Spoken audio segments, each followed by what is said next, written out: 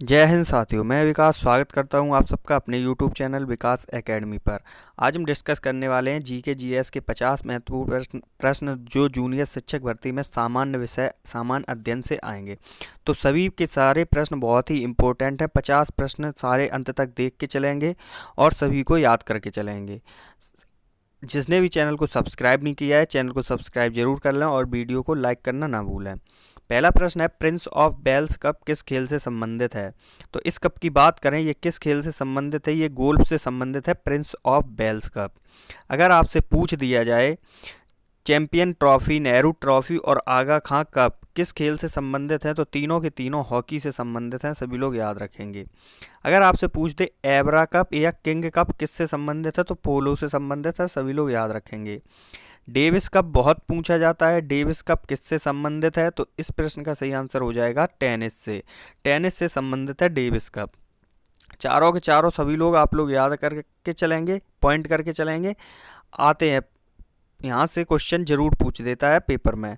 Shekel किस देश की मुद्रा है? बात करें सेकेल की, तो किस देश की मुद्रा है? इस प्रश्न का सही आंसर हो जाएगा इजराइल। इजराइल की मुद्रा है सेकेल, सभी लोग याद रखेंगे। सऊदी अरब की मुद्रा की बात करें तो सऊदी अरब की मुद्रा है सऊदी रियाल, सभी लोग याद रखेंगे। नाइजीरिया की बात करें तो नाइजीरियाई नायरा इसकी मुद्रा है, सभी लोग याद रखेंगे। और थाईलैंड की मुद्रा है थाई बात, थाई बात मुद्रा है थाईलैंड की। इन सबको भी याद करके चलेंगे। अगले प्रश्न पर चलेंगे। अगला प्रश्न है, वेद किस भाषा में लिखा गया था? वेद की भाषा क्या है? तो इस प्रश्न के लिए सही आंसर हो जाएगा ऑप्शन सी, वेदों की भाषा है संस्कृत। संस्कृत में वेद लिखे गए हैं, सभी लोग याद रखेंगे। अगले प्रश्न पर चलेंगे, फीफा का गठन किस वर्ष हुआ था? बात करें फीफा की, तो फीफा का गठन किस वर्ष हुआ था? इस प्रश्न का सही आंसर हो जाएगा ऑप्शन बी, 1904 में। 1904 में फीफा का गठन हुआ था।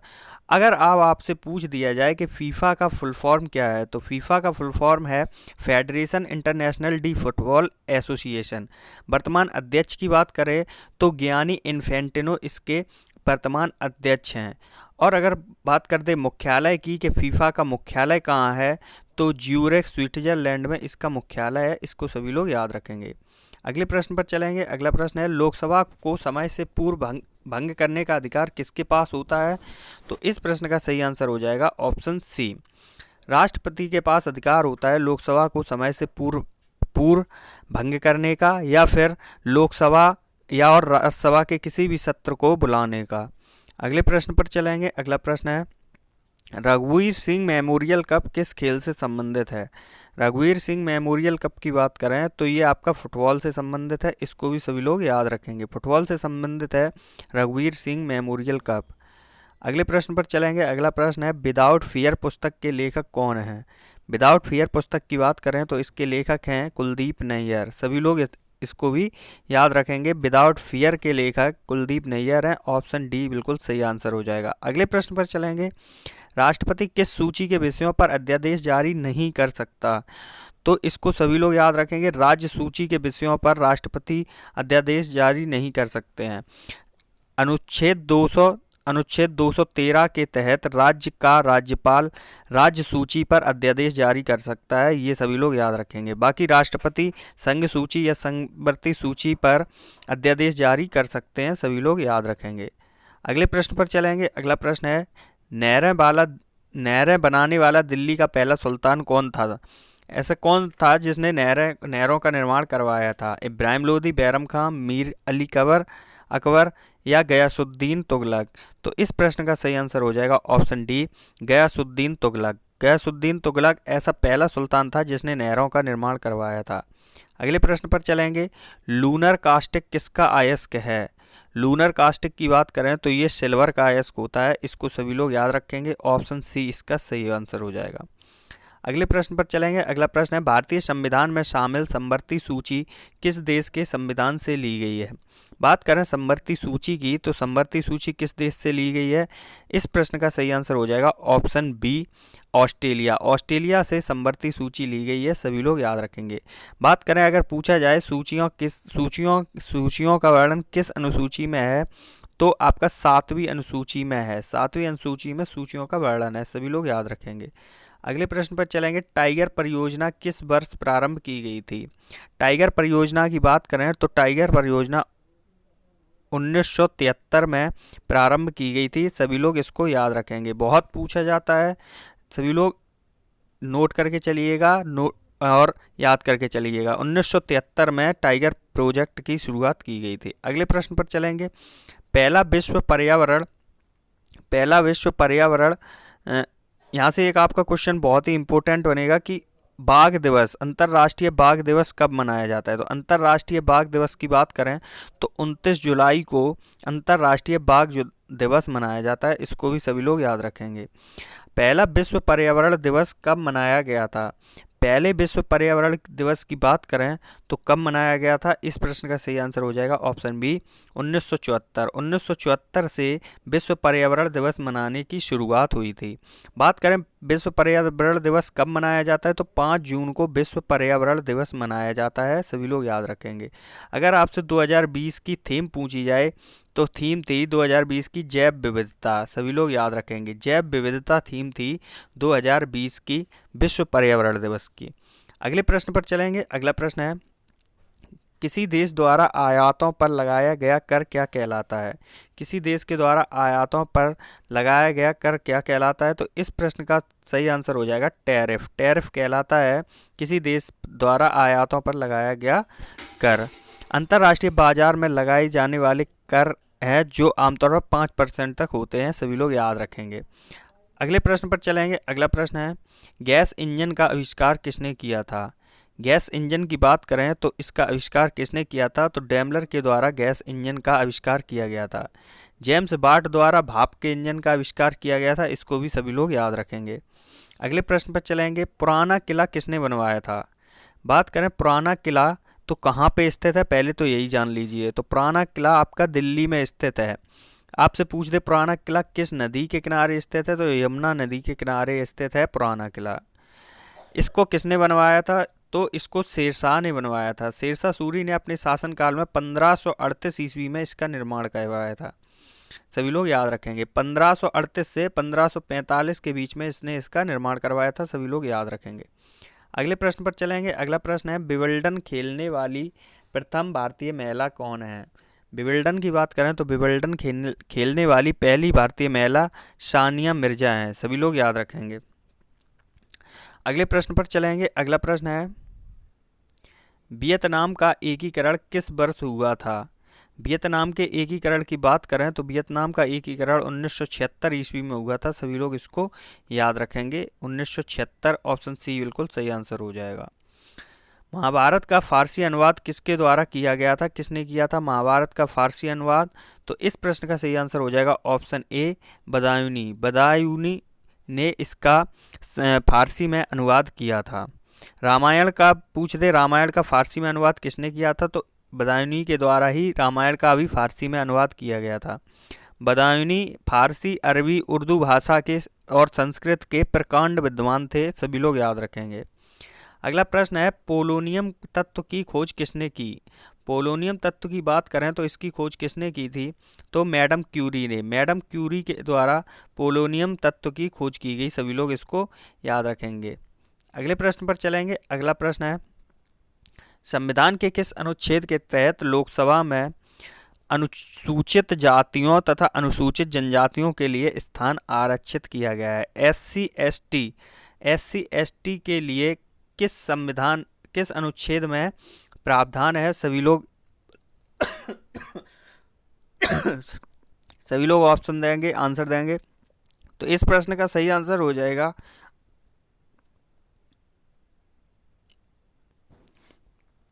Option A. इस प्रश्न का बिल्कुल सही आंसर हो जाएगा अनुच्छेद 330। अनुच्छेद 330 में एससी व एसटी के लिए आरक्षण का प्रावधान है। सभी लोग इसको याद रखेंगे। अगले प्रश्न पर चलेंगे। अगला प्रश्न है, हिंदू विकास दर की अवधारणा किसने दी थी। हिंदू विकास दर की अवधारणा किसने दी थी। तो इस प्रश्न का सही आंसर है option A Rajkrishna. Professor Rajkrishna ने इसकी अवधारणा दी थी। सभी लोग याद रखेंगे। अगला प्रश्न है, बैटरी का आविष्कार किसने किया था। बैटरी के आविष्कार की बात करें तो किसके द्वारा किया गया था। तो वोल्टा के द्वारा बैटरी का आविष्कार किया गया था। इसको सभी लोग याद रखेंगे। जेम्स वाट के द्वारा भाप के इंजन का आविष्कार किया गया था। सभी लोग याद रखेंगे। जगन्नाथ मंदिर के पूर्व की ओर का द्वार क्या कहलाता है? बहुत ही इंपॉर्टेंट क्वेश्चन है, पेपर में ऐसे ही घुमा के पूछते हैं, फिर हम लोग कहते हैं कहाँ से क्वेश्चन आ गए। जगन्नाथ मंदिर के पूर्व की ओर का द्वार क्या कहलाता है? तो इस प्रश्न का सही आंसर हो जाएगा ऑप्शन सी, सिंह द्वार। आया हुआ क्वेश्चन है पेपर में, सभी लोग इसको याद करके चलेंगे। सिंह द्वार कहते हैं जगन्नाथ मंदिर के पूर्वी द्वार को। अगला प्रश्न है, किस देश ने समुद्रों की रानी की उपाधि प्राप्त की है?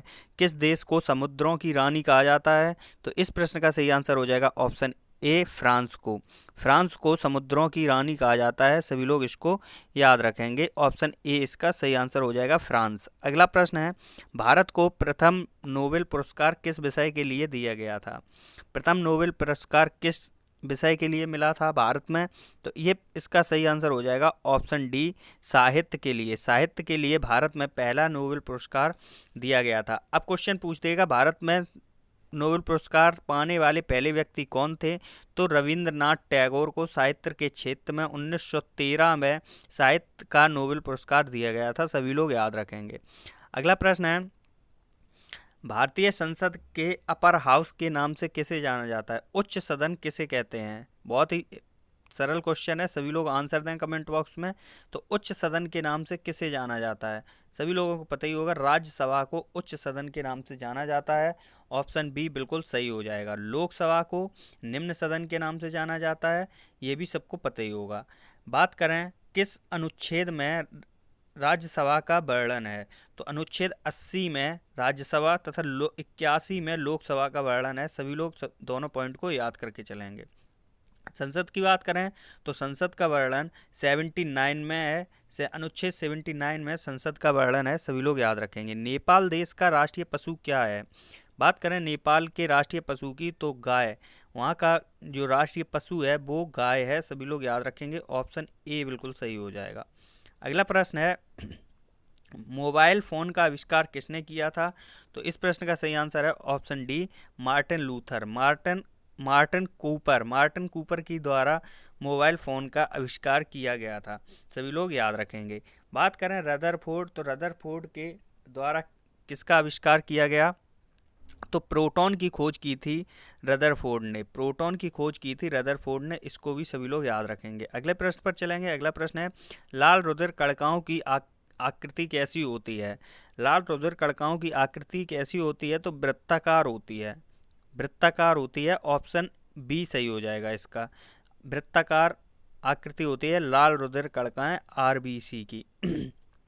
अगले प्रश्न पर चलेंगे। अगला प्रश्न है, नेपाल, चीन तथा भूटान से घिरा भारतीय राज्य कौन सा है? ऐसा कौन सा भारतीय राज्य है जो नेपाल, चीन तथा भूटान से घिरा हुआ है?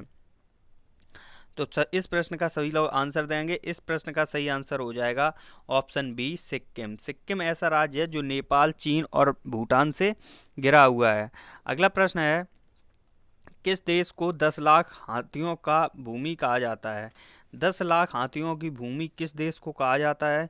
तो इस प्रश्न का सही आंसर हो जाएगा लाओस। लाओस को 10 लाख हाथियों की भूमि कहा जाता है। अगर आपसे पूछ दे सफ़ेद हाथियों की भूमि किसे कहा जाता है, तो थाईलैंड को सफ़ेद हाथियों की भूमि कहा जाता है। लाओस की बात करें तो दक्षिण पूर्व एशिया में स्थित एक ऐसा देश है जिसकी सीमाएं उत्तर पश्चिम में म्यांमार और चीन से, पूर्व में कंबोडिया और दक्षिण में वियतनाम और पश्चिम में थाईलैंड से मिलती हैं। इसको सभी लोग याद रखेंगे। झीलों का देश किसे कहा जाता है? तो फिनलैंड को। फिनलैंड को झीलों के देश के नाम से जाना जाता है, इसको भी सभी लोग याद रखें। पंचायती राज संस्थाओं का ढांचा कैसा है? तो इस प्रश्न का सही आंसर हो जाएगा त्रिस्तरीय पंचायती राज व्यवस्था है भारत में, सभी लोग इसको याद रखेंगे। अगला प्रश्न है, प्रतिहार वंश का महानतम राजा कौन था? बात करें प्रतिहार वंश की तो प्रतिहार वंश का महानतम शासक कौन था? तो इस प्रश्न का सही आंसर हो जाएगा ऑप्शन ए, मेहर भोज। मेहर भोज महत्तम शासक था प्रतिहार वंश का। अगला प्रश्न है, दिल्ली में हुमायूं के मकबरे को किसने बनवाया था? हुमायूं के मकबरे की बात करें तो किसके द्वारा बनवाया गया है? इस प्रश्न का सही आंसर हो जाएगा ऑप्शन सी, हमीदा बानो बेगम। हमीदा बानो बेगम के द्वारा दिल्ली में हुमायूं के मकबरे को बनवाया गया है। अगला प्रश्न है सिकंदर कहाँ का शासक था। सिकंदर की बात करें तो सिकंदर कहाँ का शासक था, तो सिकंदर मैसेडोनिया का शासक था। सभी लोग इसको याद रखेंगे। अगला प्रश्न है किस मुगल शासक ने संगीत और नृत्य पर प्रतिबंध लगाया था। किस मुगल शासक ने संगीत और नृत्य पर प्रतिबंध लगाया था, तो इस प्रश्न का सही आंसर हो जाएगा ऑप्शन बी, औरंगजेब ने। औरंगजेब ने संगीत और नृत्य पर प्रतिबंध लगाया था। सभी लोग याद रखेंगे। अगला प्रश्न है मरणोपरांत भारत रत्न से सम्मानित प्रथम व्यक्ति थे। प्रथम व्यक्ति, पहले व्यक्ति कौन थे जिन्हें मरणोपरांत भारत रत्न दिया गया था, तो इस प्रश्न का सही आंसर हो जाएगा ऑप्शन सी, लाल बहादुर शास्त्री। लाल बहादुर शास्त्री को मरणोपरांत भारत रत्न दिया गया था। बात करें भारत रत्न की, तो भारत रत्न भारत का सर्वोच्च नागरिक सम्मान है। यह सम्मान राष्ट्रीय सेवा के लिए दिया जाता है। कला, साहित्य, विज्ञान, सार्वजनिक सेवा और खेल में उत्कृष्ट प्रदर्शन के लिए दिया जाता है। यह पुरस्कार 1966 में दिया गया था। 1966 में लाल बहादुर शास्त्री जी को दिया गया था। सभी लोग याद रखेंगे। अगला प्रश्न है सोलंकी वंश का संस्थापक कौन था। सोलंकी वंश की बात करें तो सोलंकी वंश का संस्थापक कौन था, इस प्रश्न का सही आंसर हो जाएगा मूलराज प्रथम। मूलराज प्रथम सोलंकी वंश का संस्थापक था। अगला प्रश्न है किस मुगल शहंशाह ने तंबाकू के प्रयोग पर निषेध लगाया था। तो तंबाकू के प्रयोग पर निषेध लगाने वाला कौन सा मुगल शासक था, तो इस प्रश्न का सही आंसर हो जाएगा ऑप्शन बी, जहांगीर। जहांगीर ने तंबाकू पर प्रतिबंध लगाया था। कब लगाया था, तो 1617 ईस्वी में इसने तंबाकू पर प्रतिबंध लगाया था। सभी लोग याद रखेंगे। अगला प्रश्न है संत कबीर का महाप्रयाण स्थल है। महाप्रयाण स्थल संत कबीर का कौन सा है, तो इस प्रश्न का सही आंसर हो जाएगा मगहर। मगहर है जहाँ पे उनकी मृत्यु हुई थी संत कबीर की, उसे महाप्रयाण स्थल बोलते हैं। सभी लोग इसको याद रखेंगे। अगला प्रश्न है man of blood and iron किसे कहा जाता है।